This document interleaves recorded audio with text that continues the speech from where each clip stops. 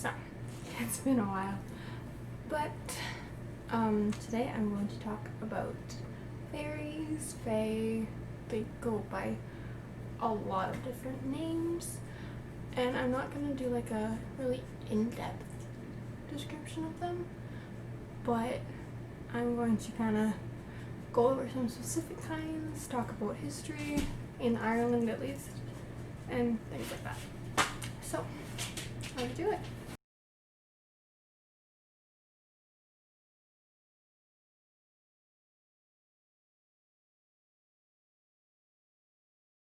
Okay, so like I said, we're going to start with history in Ireland. And I have my notebook because I can't remember things to save my life. So, first, like I said, we're going to talk about history in Ireland. There's different histories like in Scotland and Britain. There's just a lot of different histories. So we're going to talk about the Irish history. So in Ireland, one of the early conquerors was known as the Tuatha De Danann. Sorry if I butchered that, but and it's believed that once the next wave of conquerors came, the Tuatha went underground, and they were believed to be the children of Danu, or the mother goddess, the mother of all the Celtic gods and goddesses. And the Tuatha appeared in Tuatha. The land of Tuatha is the realm of the otherworld, essentially, where the Fae lived and heroes visited on their quests. A place just outside the realm of man, off to the west, very specific, where there is no illness or death or time, but only happiness and beauty. So basically, like, the ideal place. And Tuatha wasn't an afterlife. It was an earthly place, a land of eternal youth that could only be revealed by magic, or reached by magic. In a lot of Celtic legends, Tuatha plays an important part in the making of heroes and mystics. Tuatha literally means the land of the youth in Irish, so it kind of gives you an idea of what it is there. Okay, so that's Tuatha. The Tuatha De Danann. Once they appeared in Tuatha, they burned their own ships so they could never leave, and that's like a lot of commitment. I will never know, but like that's what they did. So in hiding from the Milesians, so they're the ancestors of the Celtic population of Ireland, and the Tuatha evolved into Ireland's fairy race. So anyway, typically in Celtic legend and lore, the Fae are associated with magical underground caves and caverns, and springs. It was even believed that a traveler who went too far into one of these places would find themselves in the fairy realm. Another way to enter the Fae world is to find a secret entrance, which are typically guarded, but you can find it. In some tales, mortals who spend a day in the fairy realm found that 7 years had passed in their world. So, in parts of England and Britain, I know I said it would only be covering Ireland, but it was believed that if a baby was sick, it wasn't an actual human baby, but a changeling left by the Fae.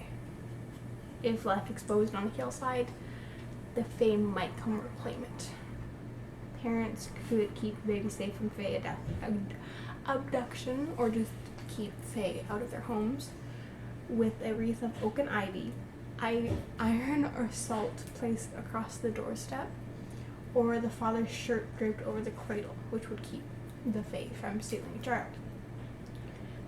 So it's believed that a wash of marigold water rubbed around the eyes, not in the eyes, can give a mortal the ability to see the Fae.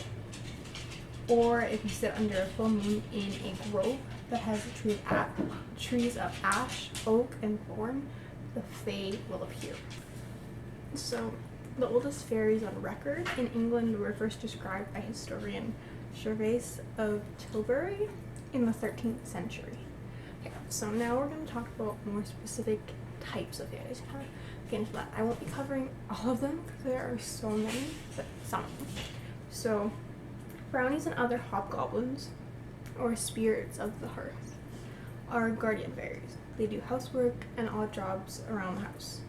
In Aberdeenshire, Scotland, they are hideous to look at, with no separate toes or fingers, and in the Scottish lowlands, they have a hole instead of a nose. So, not pretty. Okay, Washer by the Ford is an English name for a familiar figure, in Irish, Scottish Gaelic, Welsh, and perhaps Breton oral tradition, so who may appear under a variety of names. She is a death omen and may appear beautiful and weeping, or may appear ugly and grimacing. She washes bloody clothes at the ford of a river, thus the name, and turns to tell the beholder that they are his or hers.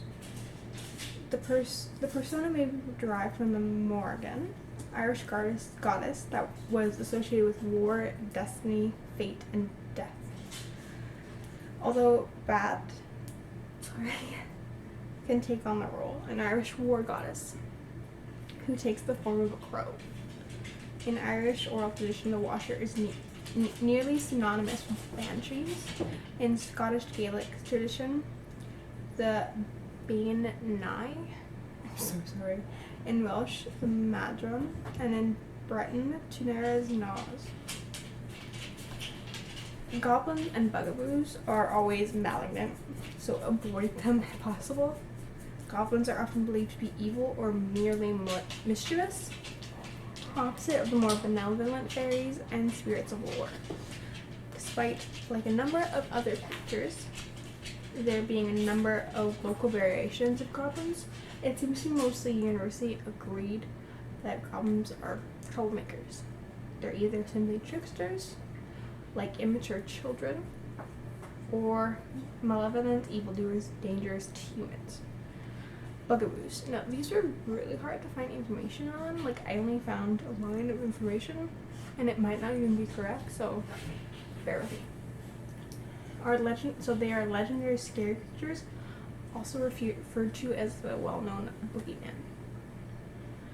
Okay, so we have one more creature, and then that's all I have for today.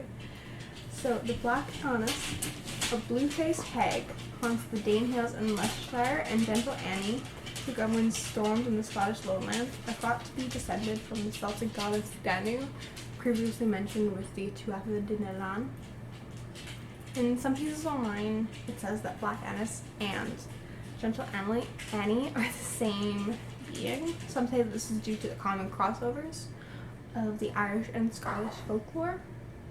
Others say that the title Gentle Annie was an attempt to appease Black Annis, because that does not sound like a being that you want to mess with. As mentioned previously, Black Annis manifests as a blue-faced crone with long claws and yellow fangs. So it also said that she manifested as a huge black forest cat or some sort of woman cat merger.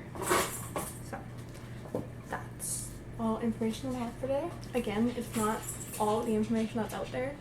There is so much information on fairies, fae, that it's crazy. But yet there's also very little on them, which is also crazy. So yeah, and I have linked down below the articles that I use for the information that I have, and also some videos that I found interesting on the fae. So you can check those out if you want to. They'll be linked in the description, as I said. And yeah, that's all for today. Bye.